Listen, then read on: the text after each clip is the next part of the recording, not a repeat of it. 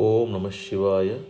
தெய்வத்தின் குரல் முதல் பகுதி, கர்மமும் பக்தியும் என்ற தலைப்பில் மகாபெரிவா அருளிய உரை.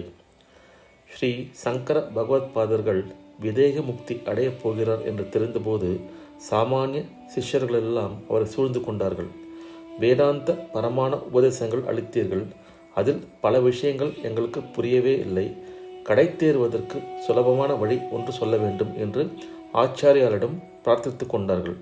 ஆச்சாரியால் சோபான பஞ்சகம் என்று 5 ஸ்லோகங்களை உபதேசித்தார்கள். வேதம் வகுத்த வழியை தினம்தோறும் பின்பற்ற வேண்டும். வேதம் கூறுகிறபடி கர்மங்களை தவறாமல் அனுஷ்டானம் பண்ணுங்கள். இதையே ஈஸ்வர பூஜையாக நினைத்து பண்ணுங்கள்.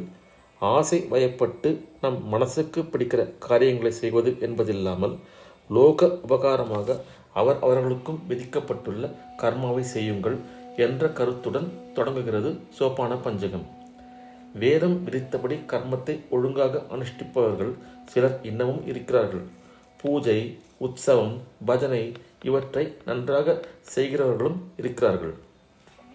இவர்கள் கர்ம அனுஷ்டானம் செய்வோரை பார்த்து, இத்தனை கர்மா செய்தும் என்ன பிரயோஜனம்? கொஞ்சமாவது மனசு உருகி பக்தி செய்யவிட்டால் என்ன பயன் என்று தாழ்வாக எண்ணுகிறார்கள். கர்ம மார்க்கக்காரர்களோ இவர்களை பார்த்து, செய்ய வேண்டிய கர்மத்தில் சிரத்தை இல்லை, ஆடம்பரமாக மணி எடுத்து கொண்டும் தாளம் போட்டு கொண்டும் இருந்தால் போதுமா என்று நினைக்கிறார்கள்.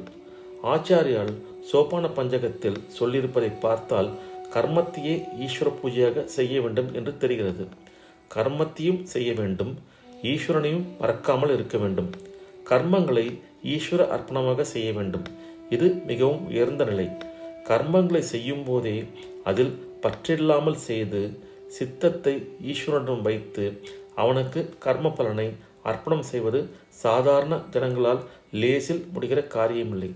சாமானிய ஜீவர்கள் ஒரு கர்மம் என்று இறங்கிவிட்டால் அப்போது பகவத் ஸ்மரணம் குறைந்துதான் போகும். ஆகவே தனித்தனியாக கர்மாவும் வேண்டும், பக்தியும் வேண்டும். நாளடைவில் கர்மத்தையே பூஜையாக செய்கிற உத்தம நிலை சித்திக்கும். அல்லது பூஜையே ஒருத்தனுடைய கர்மம் முழுவதுமாக ஆனாலும் ஆகலாம். அல்லது பூஜை, கர்மம் எல்லாம் நின்று போய் பிரம்மானந்தம் என்கிற சமாதி நிலை ஏற்படலாம். இது ஒரு பக்கம் இருக்கட்டும்.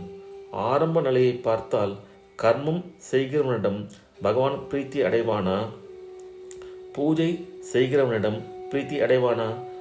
ஒரு பிரபுவிடம் 2 வேலைக்காரர்கள் இருக்கிறார்கள். ஒருவன் வேலை எதுவும் செய்யாமல் அந்த பிரபுவை ஸ்தோத்திரம் செய்து கொண்டே இருக்கிறான். இன்னொருவன் வெகு நேர்த்தியாக வேலை செய்கிறான். என்றாலும் அந்த பிரபுவிடம் துளிக்கூட அன்போ பாசமோ காட்டாமல் வேலையை மட்டும் கவனிக்கிறான். சாதாரணமாக பார்ப்பவர்களுக்கு அருகில் நின்று ஸ்தோத்திரம் பண்ணுகிறவன் தான் பிரபுவின் பிரீத்திக்கு பாத்திரமாக முடியும் என்று தோன்றும். பிரபு அசடாக இருந்தால் இப்படியே நடப்பான். ஆனால் அவன் புத்திசாலியாக இருந்தால் கண்ணில் படாமல் வேலை செய்கிறவனிடமே அதிக பிரியத்துடன் இருப்பான். ஈஸ்வரன் அசட்டு பிரபு இல்லை. தன்னை ஸ்தோத்திரம் பூஜை செய்கிறான் என்பதால் மட்டும் ஒருவனுக்கு அவன் அனுகிரகம் செய்துவிட மாட்டான். தான் விதித்த கர்மங்களை செய்கிறவர்களிடமே அதிக பிரீத்தி கொள்வான். ஆனாலும் அந்த கர்ம மார்க்கக்காரன் மனசில் அன்பே இல்லாமல் வெட்டு வெட்டு என்று வேலை மட்டும் செய்தால் அவன் பகவத் பிரீத்தியின் ஆனந்தத்தை பூரணமாக அனுபவிக்க முடியாது. இது பகவான் செய்த லோகம். சர்வலோக ராஜாவான பகவானின் குடிமக்களே ஜனங்கள் அத்தனை பேரும். நாமும் அவனுடைய பிரஜை. எனவே இவர்களெல்லாம் நம்மை சேர்ந்தவர்கள், நம் சகோதரர்கள். ராஜாவாக இருக்கிறதோடு அவனே நம் அம்மையும் அப்பனும். நாம் அத்தனை பேரும் அவனுடைய குழந்தைகள். ஆதலினால் ஒருத்தருக்கு ஒருத்தர் சகோதரர்கள்.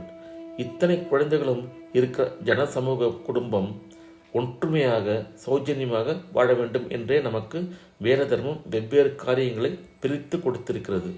அவற்றை நம்முடைய சொந்த ஆசைகள், லாபங்களை நினைக்காமல் செய்து பகவானின் குடும்பம் ஒழுங்காக நடக்கச் செய்வதே நம் கடமை என்ற உணர்ச்சி உண்டானால்தான் நாம் செய்கிற கர்மம் துளிக்கூட குறைவு, ஒழுங்கினம் இல்லாமல் சரியாக இருக்கும்.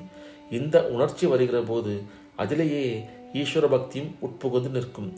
இப்படி பக்தி உணர்வோடு கர்மம் செய்தாலே பகவத் கிருபையை பூர்ணமாக கிரகிக்க முடியும். கர்மத்தையே பகவானின் பூஜையாக செய்கிற நிலை வருவதற்கு ஆரம்பமாக தனியாக பூஜை பஜனை எல்லாம் செய்து பகவானை ஸ்மரிக்க வேண்டியதும் அவசியம். ஓம் நம சிவாய. இத்துடன் இந்த அருளுரை நிறைவுற்றது. அடுத்த பதிவில் உருவமும் அருவமும் என்ற தலைப்பில் மகாபெரியவர் அருளியதை கேட்போம். ஓம் நம சிவாய. ஹரஹர சங்கர ஜெய ஜெயசங்கர. காஞ்சி சங்கர காமகோட்டி சங்கர.